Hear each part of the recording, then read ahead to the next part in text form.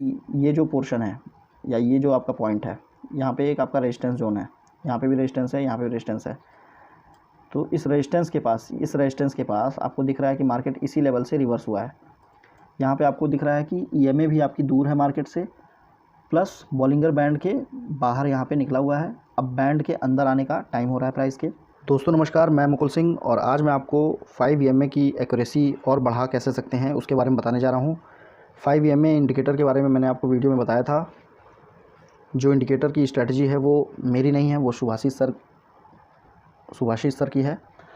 और EMA 5 EMA की जो स्ट्रेटजी है उसको हम और कैसे अपने एक्यूरेट बना सकते हैं, प्रॉफिटेबल बना सकते हैं। जैसे हमें कहीं कहीं फेक सिग्नल्स मिल जाते हैं तो उसको हम कैसे आइडेंटिफाई कर सकते हैं कि ये हमारा टॉप पे जो हम मार्केट जहाँ से पुट बाई कर रहे हैं वो वहाँ से हमारा स्टॉप लॉस ना हिट हो और वो हमें टारगेट दे दे। तो इस चीज़ की हम एक्यूरेसी कैसे कर सकते हैं वो चीज़ आज हम समझेंगे। यहाँ पे इंडिकेटर आपको दिख रहा है, इंडिकेटर में हम जाएंगे, यहाँ पे हम सर्च करेंगे EMA और यहाँ पे हमारा EMA आ गया। ये मूविंग एवरेज एक्सपोनेंशियल है, इस पर हमें क्लिक कर देना है। और फिर यहाँ पे आप देख रहे हैं BO बॉलिंगर बैंड्स, इस पर हमें क्लिक कर देना है। ये दोनों स्ट्रेटजी हमारी यहाँ पे लग जाएगी। ये स्ट्रेटजी हमारी जो लगेगी वो कुछ इस तरीके की होगी। आप ये देख रहे हैं EMA हमारे यहाँ पे लगा हुआ है और ये बॉलिंगर बैंड हमारा ये लगा हुआ है। इसमें आप देखिए ये हमने बेसिक्स जो ये मूविंग एवरेज है इसको हटा दिया है और इनपुट्स में जाके ये स्टैंडर्ड डेविएशन जो है ये 1.5 कर दिया है। ये 2 बाय डिफ़ॉल्ट ये 2 होता है, इसको हमने 1.5 कर दिया है। इसको आपको ओके कर देना है। बॉलिंगर बैंड के बारे में थोड़ा सा डिटेल में आपको बता देते हैं। बॉलिंगर बैंड में आपको 2 विड्थ दिख रही है, 2 बैंड दिखते हैं, जैसे ये अपर बैंड और ये लोअर बैंड। फिर ये देखिए अपर बैंड और लोअर बैंड। मार्केट आपको दिखेगा कि पूरे टाइम जो है अपर बैंड और लोअर बैंड के साथ ही मूव करता है कहीं भी।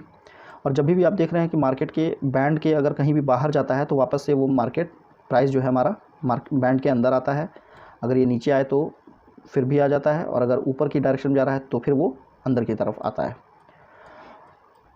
तो ये हमारा बॉलिंगर बैंड है। अब इसमें हम अपने 5 ईएमए की स्ट्रेटजी को कैसे यूज़ कर सकते हैं, उसको और एक्यूरेट कैसे बना सकते हैं, इस चीज़ को समझने के लिए हम यहाँ पे देख लेते हैं। यहाँ पे हम 5 ईएमए को लगाते हैं और यहाँ पे अब देखिए ये बैंड हमारा, बैंड के बाहर दिख रहा है आपको प्राइस जाते हुए, फिर वापस से प्राइस अंदर आया। फिर आप देख रहे हैं कि 5 ईएमए यहाँ पे तो आपका मार्केट स्टार्ट हुआ था तो ये बैंड से दूर था।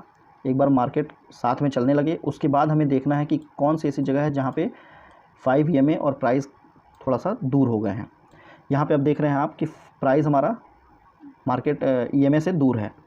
और यहाँ एक चीज़ का और हमें कंफर्मेशन मिल रहा है, ये पीछे के साइड में आप देख रहे हैं यहाँ पे एक हमारा ये जोन है और इसी जोन पे आपको ये दिख रहा है कि हमारा बैंड जो है यहाँ पे बैंड का ये प्राइस बैंड से ऊपर निकला हुआ है, ऊपर निकल के ये नीचे अंदर की तरफ आ रहा है। तो मतलब ये बैंड से बाहर भी है और अंदर की तरफ आ रहा है। तो यहाँ पे हम ये मान सकते हैं कि बैंड से बाहर हो गया है, मतलब अब अंदर की तरफ आएगा। तो जब ये बॉलिंगर बैंड के बाहर निकला हुआ प्राइस मिल जाए और वहीं पे अगर आपको 5 ईएमए मिल जाए जो कि कैंडल आपकी टच ना की हो ईएमए को, आप यहीं से अपनी जो कैंडल है उसके नीचे जब मार्केट क्लोज़ करे वहाँ पे आप अपनी एंट्री बना सकते हैं। लो ब्रेक होने पे, यहाँ पे लो ब्रेक हुआ है और कैंडल ने देखिए प्रॉपर यहाँ पे क्लोज़ किया है, आप यहीं पे एंट्री बना सकते हैं या फिर यहाँ पे भी एंट्री बना सकते हैं। स्टॉप लॉस अपना यहाँ पे रखना है और आप देखिए मार्केट कैसे हमारा लोअर बैंड तक आया, अपर बैंड से ट्रेवल किया और लोअर बैंड तक ये मेरा मार्केट आ गया। और थोड़ा सा वेट करेंगे तो देखिए आपको मार्केट कितना और नीचे तक आया, लेकिन वेट नहीं करना है। यहाँ पर आपको 1:2 का टारगेट यहाँ पर मिल गया है। तो इस तरीके से आपको देखना है कि कहाँ पर आपके अपर बैंड के प्राइस बाहर निकला है और वहाँ पर आपको EMA का भी सपोर्ट मिलना चाहिए। तो यहाँ देखिए बाहर तो निकला है लेकिन हमें EMA का सपोर्ट नहीं मिल रहा है, EMA हमें नहीं दिख रहा है। तो इस तरीके से हम यहाँ पे एंट्री नहीं बनाएंगे। थोड़ा सा यहाँ पे आप देख रहे हैं कि ये हमारा प्राइस ऊपर जा रहा था और यहाँ EMA से दूर भी हुआ है और ये हमारा अपर बैंड को टच भी कर दिया है। जब ये हमारा लो ब्रेक होगा हम यहाँ पे स्टॉप लॉस रखेंगे और अपना नीचे तक का टारगेट ले लेंगे। देखिए यहाँ पे हमारा टारगेट हिट हो गया है, स्टॉप लॉस भी हमारा बचा है और टारगेट भी हिट हो गया है। तो यहाँ पे आपको इस तरीके से एंट्री मिल जाएगी और बहुत ही कंफर्मेशन के साथ मिलेगी, विदाउट रिस्क। अब यहाँ देखिए मार्केट यहाँ पे क्लोज़ हो गया था, मार्केट ने यहाँ पे गैप अप ओपनिंग की और जब मार्केट गैप अप ओपनिंग किया यहाँ पे, तो आप देख रहे हैं कि मार्केट हमारे बैंड को तोड़ के बाहर की तरफ निकल गया, बाहर से फिर अंदर की तरफ आ रहा है। यहाँ पे आपका दिख रहा है मूविंग एवरेज है, और ये कैंडल जो आपको दिख रही है रेड वाली, ये मार्केट ये EMA से दूर भी है, टच नहीं किया इसने। इसके नीचे जब मार्केट ने क्लोजिंग दी, आपको यहीं पे अपना एंट्री लेना है, यहाँ पे अपना स्टॉप लॉस रखना है। उसके बाद देखिए मार्केट हमारा कितना लंबा नीचे आया, टारगेट कितना अच्छा हमें मिला। इसमें आपको मिनिमम 1:2 तो कहीं आपका टारगेट गया नहीं है, 1:2 आपको आराम से मिलेगा इस ट्रेड में। तो इस चीज़ की प्रैक्टिस आप कर सकते हैं। 5 EMA का स्ट्रैटेजी बहुत ही प्रॉफिटेबल स्ट्रैटेजी होता है, बहुत ही बिगिनर्स भी इसमें आराम से अपना ट्रेड कर सकते हैं। लेकिन अगर आप उसके साथ बॉलिंजर बैंड भी लगा लेते हैं तो आपको एक्यूरेसी डबल की हो जाती है। फिर आप यहाँ पे देखिए बॉलिंजर बैंड का ये अपर बैंड चल रहा है, यहाँ पे आपको बैंड के बाहर भी दिख रहा है प्राइस, लेकिन यहाँ पे EMA के टच में आपको दिख रहा है, टचिंग है, यहाँ पे EMA से दूर नहीं है, तो यहाँ पे आपको एंट्री नहीं मिली। यहाँ देखिए फिर से वापस इसी बैंड के पास आया और यहाँ पे EMA से दूर भी है। जब यहाँ पे इसका लो ब्रेक होगा, हम यहाँ पे अपनी एंट्री प्लॉट बनाएंगे, और फिर उसके बाद देखिए हमें कितना यहाँ पे 1:3 का टारगेट मिल गया।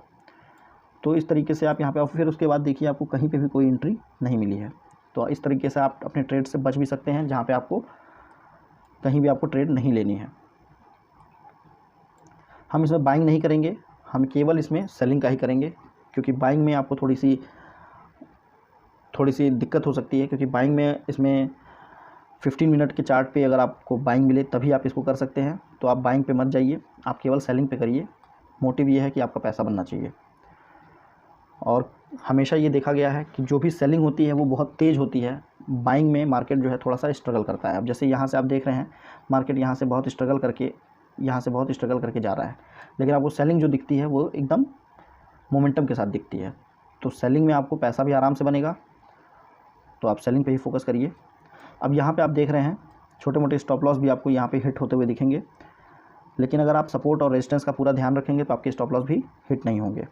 अब यहाँ से मार्केट आपका देखिए नीचे वाले बॉलिंगर बैंड के पास है, यहाँ पे भी नीचे बैंड के पास है, यहाँ पे भी नीचे बैंड के पास है। अब प्राइस एक्शन अगर लगाएंगे तो आपको यहाँ पे हैमर दिख रहा है, और वो भी नीचे की साइड में दिख रहा है। तो यहाँ से जब इसके हाई ब्रेक होता है तो आप यहाँ पे अपनी ट्रेड ले सकते हैं, तो आपको प्रॉफिट मिल जाएगा।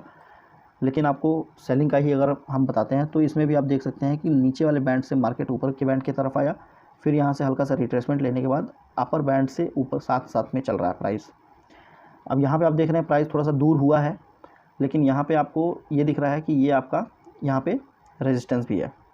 मार्केट ने यहाँ से रेजिस्टेंस लिया था, इसको हम ड्रॉ कर लेते हैं। ये हमारा रेजिस्टेंस एरिया है, ये हमारा रेजिस्टेंस एरिया है। अब इस रेजिस्टेंस पे आप देख रहे हैं कि मार्केट ने इस रेजिस्टेंस को ब्रेक किया और फिर यहाँ से रीटेस्ट किया, और रीटेस्ट करने के बाद अगर ये हाई ब्रेक होता है तो हमें फिर से ऊपर की ट्रेड लेनी है, यहाँ से आपको ऊपर का टारगेट मिल जाएगा। तो आप अगर इस EMA और इस स्ट्रैटेजी के साथ अगर अपनी सपोर्ट और रेजिस्टेंस की भी नॉलेज को यूज़ करेंगे तो आपको इसमें प्रॉफिट बनाने से कोई रोक नहीं सकता, और आपको लॉस भी आप अपना बचा सकते हैं। लॉस भी नहीं होगा, आपको स्टॉप लॉस भी हिट नहीं होगा। तो यहाँ पे आप देख रहे हैं कि यहाँ से मूविंग एवरेज आपका टच तो नहीं किया है, लेकिन यहाँ से मार्केट यहाँ से वापस से रिटेस्ट करके फिर ऊपर की तरफ। इसका आपको ध्यान रखना है मार्केट में कि आपको हमेशा ये ट्रेड टॉप पे से ही लेनी है, और टॉप ढूंढने के लिए आपको ये बॉलिंगर बैंड हेल्प करेगा। अब यहाँ पे आप देख रहे हैं कि ये जो पोर्शन है या ये जो आपका पॉइंट है, यहाँ पे एक आपका रेजिस्टेंस जोन है, यहाँ पे भी रेजिस्टेंस है, यहाँ पे भी रेजिस्टेंस है। तो इस रेजिस्टेंस के पास आपको दिख रहा है कि मार्केट इसी लेवल से रिवर्स हुआ है।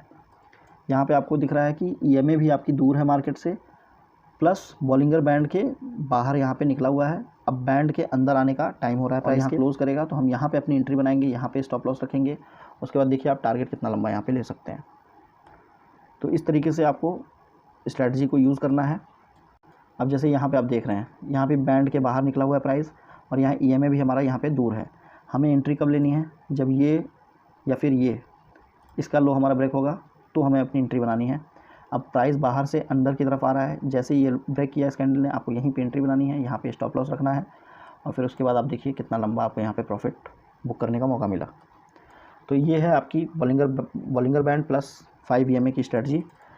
इस तरीके से आप अपने चार्ट पे प्रैक्टिस कर सकते हैं। यहाँ देखिए बैंड के बाहर निकला प्राइस 5 EMA से दूर है, यहाँ पे भी आप अपनी एंट्री बना सकते हैं। ये आपको कितना प्रॉफिट मिला। तो बहुत ही प्रॉफिटेबल स्ट्रेटजी है ये, और ये शुभाशीष सर की स्ट्रेटजी है, आप इसको यूज़ कर सकते हैं। ये बहुत ही अच्छी स्ट्रैटेजी है, तो आप इस चीज़ को ज़रूर यूज़ करिए। तो चलिए दोस्तों, वीडियो कैसी लगी कमेंट करके बताइएगा।